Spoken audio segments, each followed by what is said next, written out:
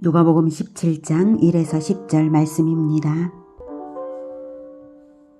17장 예수께서 제자들에게 이르시되 실족하게 하는 것이 없을 수는 없으나 그렇게 하게 하는 자에게는 화로다.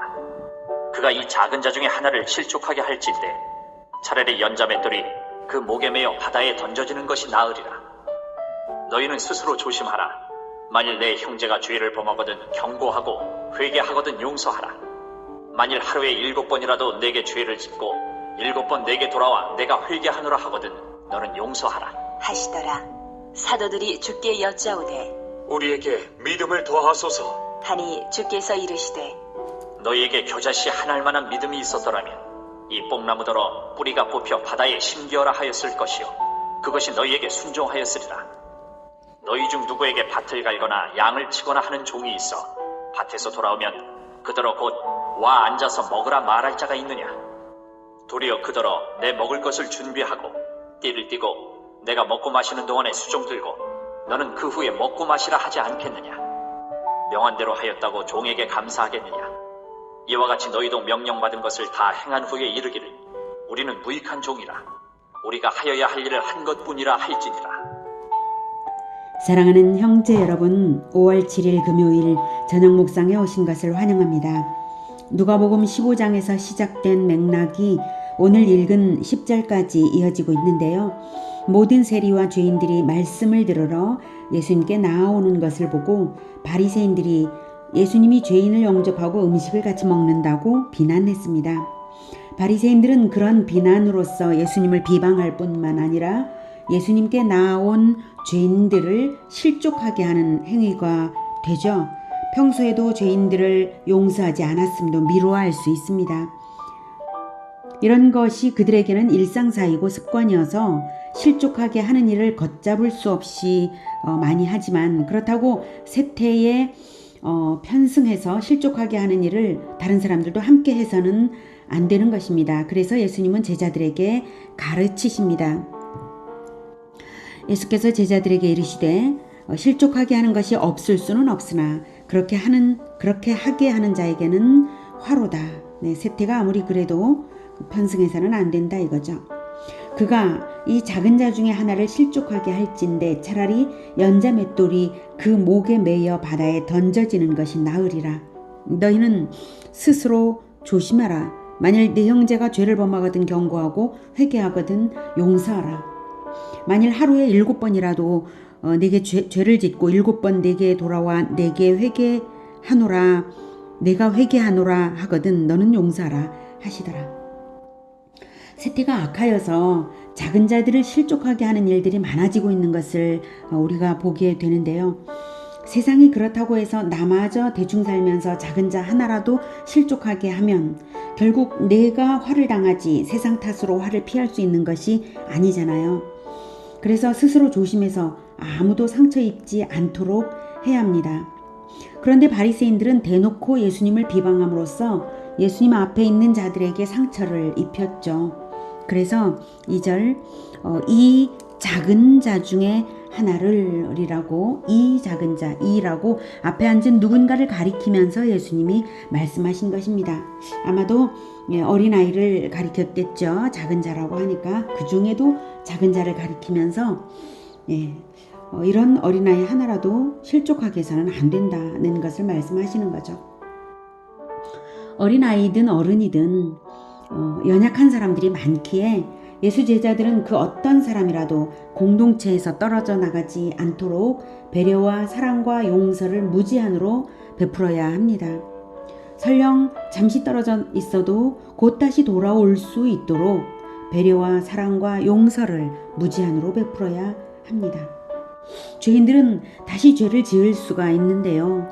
엄하게 하여서 용서를 안 하는 것이 죄인을 거룩하게 하는 것이 아니라 용서를 하고 또 하면서 공동체에 남아있게 해야 또는 돌아오게 해야 하는 것입니다. 그래서 예수님의 보혈은 강물처럼 흐르는 생명수의 강입니다. 끊임없이 회개하면서 사랑으로 이끌다 보면 다 성장하게 되고 또 거룩해집니다. 어린아이들이 자라날 때 실수를 많이 하고 잘못도 많이 하는데요. 잘못을 할 때마다 감시하고 찾아내서 엄하게 꾸짖기보다는 아이 스스로 잘못을 깨닫고 와서 용서를 빌도록 유도하는 것이 낫고, 그럴 때에 기다렸다는 듯이 용서를 해주고, 다음에도 또 그런 일이 또 있을 수 있어요. 또 있겠죠. 아이들이 늘 같은 잘못을 반복하잖아요. 그런 일이 있어도 무한한 인내를 가져서 받아줘야 하는 것이 부모의 태도입니다. 그렇게 부모는 아이들을 바르게 인도하는 데에 지치지 않는 인내를 가져야 합니다. 부모가 지쳐버리면 아이들도 지쳐요. 예수 제자도 마찬가지입니다. 그래서 만일 하루에 7번이라도 내게 죄를 짓고 7번 내게 돌아와 내가 회개하노라 하거든 너는 용서하라. 그렇게 하신 것입니다. 무한히 용서하는 인내를 가지라는 것입니다. 예수 제자는 자비해야 합니다. 물론 3절에서도 말씀하신 것처럼 여기에 형제가 죄를 범하거든 경고하고, 경고가 필요하죠. 말씀을 가르치면서 알아듣게 할 때에 죄를 버리도록 말씀은 성경대로 엄히 선포하는 것이 좋고, 개인적으로는 무한한 인내와 자비심으로 포용하는 것이 좋습니다. 그래서 말씀을 가르칠 때와 또 용서할 때 이 태도, 이 두 가지의 태도를 균형 있게 잘 가져야 하는 것이죠. 만일 하루에 7번이라도 내게 죄를 짓고 7번 내게 돌아와 내가 회개하노라 하거든 너는 용서하라. 반복적인 범죄일지라도 무조건 용서라는 이 말씀은 한편 예수님 자신이 무한히 용서하시는 분이신 것을 알게 하죠. 그래서 반복적인 범죄도 회개를 하기만 하면 용서가 분명히 있다는 것이 사실입니다. 그렇다고 그것을 기회로 삼아서 죄를 더 짓는 일이 있어서는 안 됩니다. 그것은 하나님을 시험하는 또 다른 범죄이고 성령을 회방하는 일이기 때문에 회개심을 잃게 되어서 구원까지 잃게 될 수 있기 때문입니다. 자, 그건 그렇고요. 오늘 초점은 제자들에게 있죠. 제자들은 무조건 용서하는 자가 되라고 하셨습니다. 한 영혼을 실족하게 하는 자에게 내려지는 벌이 얼마나 두려운 것이면 차라리 연자맷돌이 금옥에 매여 바다에 던져지는 것이 나으리라고 하십니까? 연자맷돌은 소가 돌리던 연자방아의 맷돌인데요. 맷돌의 크기가 엄청나게 크잖아요. 소 덩치보다 더 크죠. 그것을 목에 매여 바다에 던져지는 것은 바다에서 결코 빠져나올 수 없도록 영영 수장시키는 극형이거든요. 그 형벌을 받는 것이 차라리 한 영혼을 실족하게 하는 일보다 더 나은 일이라고 하십니다. 그만큼 잃은 자를 찾아 구원하고자 하는 하나님의 간절함이 크다는 뜻이죠. 잘못을 용서하지 못하면 잃은 자를 어떻게 찾겠습니까? 아버지가 탕자를 반겨 맞이하고자 할 때에 집에 있던 마다들이 탕자를 용서하지 못하여서 비난하는 말을 하면 돌아오던 탕자라도 다시 떠나지 않겠습니까? 그러니 반복적인 회개라 할지라도 회개한다는데 무한히 용서해야지 하시는 것입니다. 이 가르침을 받던 제자들은 자기들보다 훨씬 높은 예수님의 기준을 듣고 두려운 마음이 들었는지요. 5절 사도들이 주께 여짜오되 우리에게 믿음을 더하소서라고 말했습니다.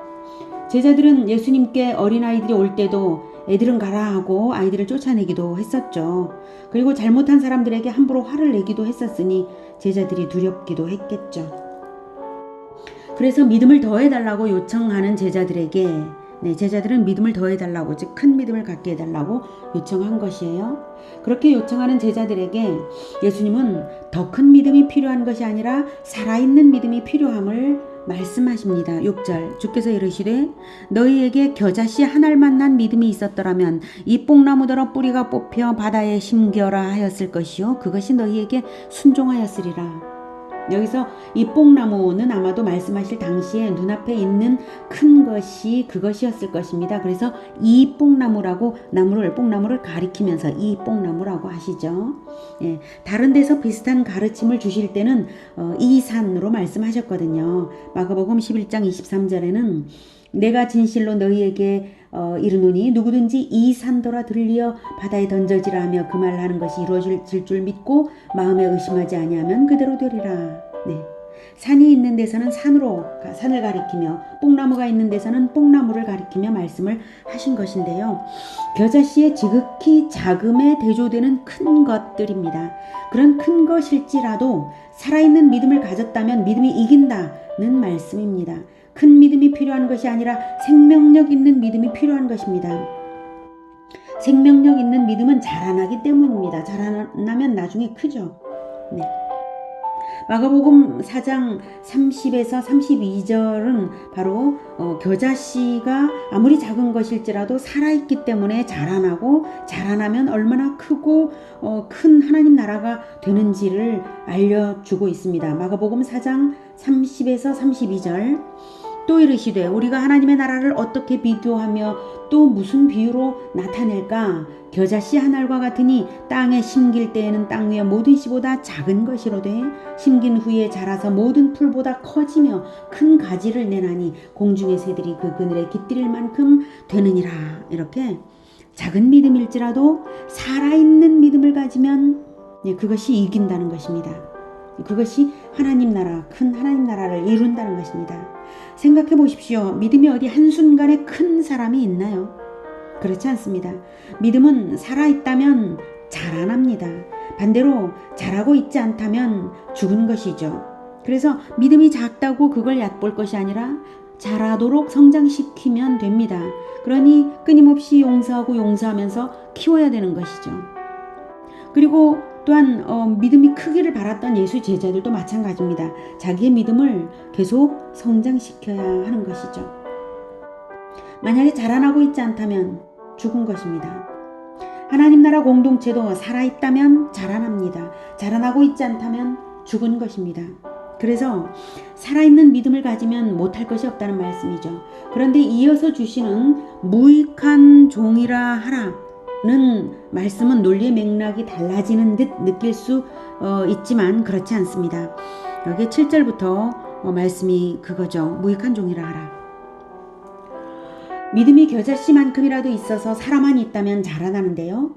믿음은 섬김, 겸손, 용서, 충성으로 자라나는 것이지 믿음의 크기가 대단해 보여도 교만으로 나타나면 믿음이 아니거든요. 섬김을 받으려 하고 사람들이 알아주기를 바란다면 그것은 믿음이 아닌 거예요. 그것은 죽은 것입니다. 무익한 종이니 하여야 할 일을 했을 뿐이라고 해야 한다라고 10절에 말씀을 하십니다. 모든 것을 다 행한 후에 너희도 명령받은 것을 다 행한 후에 명령받은 것을 다 행했어요. 충분히 다. 그만하면 칭찬받을 만하다라고 느껴질 그때에 이르기를 우리는 무익한 종이라 우리가 하여야 할 일을 한 것뿐이라. 이렇게 하라. 그런 자세가 없으면 어떻게 하루 7번 똑같은 죄를 짓고 오는 사람에게 하루 7번 용서를 할 수 있겠습니까? 무익한 종이다. 나는 무익한 종이니 마땅히 이것이 할 일이다. 하루 7번이라도 용서하는 일. 이것이 마땅히 나의 할 일이다. 무지한의 용서의 마음. 그것은 하나님 앞에서 모든 일을 다 하고 나서도 다시 떼를 띄고 수종을 드는 종의 마음. 그것입니다. 하나님 앞에서 수종드는 그 마음 자세로 가장 작은 자를 용서하며 섬기라는 말씀이죠. 7절부터 다시 읽어보겠습니다. 너희 중 누구에게 밭을 갈거나 양을 치거나 하는 종이 있어 밭에서 돌아오면 그더러 곧 와 앉아서 먹으라 말할 자가 있느냐? 도리어 그더러 내 먹을 것을 준비하고 띠를 띠고 내가 먹고 마시는 동안에 수종 들고 너는 그 후에 먹고 마시라 하지 않겠느냐? 명한 대로 하였다고 종에게 감사하겠느냐? 이와 같이 너희도 명령받은 것을 다 행한 후에 이르기를 우리는 무익한 종이라 우리가 하여야 할 일을 한 것뿐이라 할지니라. 오늘 예수님이 가르치신 것은 모두 하나로 통합됩니다. 예수님의 십자가가 바로 그것입니다. 예수님의 십자가는 가장 작은 자를 실족시키지 않고 구원하기 위하여 생명으로 치르신 것입니다. 7번뿐 아니라 무한한 용서로서 구원에 이르게 하시려고 단번에 자기 생명을 올려드린 영원한 제사입니다. 그 작은 자를 위하여, 죄인을 위하여 올려드린 영원한 제사를 올려드렸어요. 예수님의 십자가는 극히 작은 믿음일지라도 살려서 자라나게 하십니다. 예수님의 십자가는 하나님 나라를 무한 겸손, 무한 충성으로 섬기게 하시는 능력입니다. 보혈의 은혜를 늘 감사할 때 우리는 무익한 종이지만 십자가에 연합되기만을 바라고 모든 것을 연합해서 할 수 있습니다. 믿음이란 그런 것입니다. 개인의 거대한 어떤 신념이 아닙니다. 그게 믿음이 아닙니다. 개인의 거대한 어떤 신념은 주님과 관계가 없어지죠. 자기가 커지다 보면 그렇습니다. 나를 구원하신 주님의 은혜를 무한히 감사하는 무익한 종의 충성, 그것이 믿음입니다. 이 작은 살아있는 믿음이 우리 모두에게 충만하기를 축복합니다. 기도하겠습니다. 하나님, 참으로 가장 높은 곳에서 가장 낮은 곳으로 무익한 종처럼 모든 것을 섬기시고 자기 생명으로까지 섬기신 예수님의 모범을 우리에게 보여주시니 정말 감사합니다. 우리가 예수님의 십자가로 인하여 구원을 얻었는데 우리가 그 어떤 것을 예수님 앞에서 자랑할 수 있겠습니까? 우리의 믿음이 설령 성장한다 할지라도 우리의 믿음도 자랑할 수 없습니다. 우리의 믿음은 한없이 작기만 합니다. 그러나 하나님, 우리의 믿음이 결코 죽지 않고 살아있게 하여 주시옵소서. 우리가 오직 예수님께 연합될 때 살아있으니 무익한 종으로서 예수님께만 연합되고 예수님처럼 섬기겠습니다. 주님,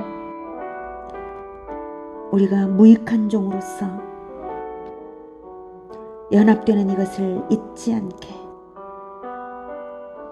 끝까지 살아있는 믿음, 자라나는 믿음, 그 믿음 되게 하옵소서. 예수님의 이름으로 기도드립니다. 아멘. 이어지는 시간은 개인 기도 시간입니다.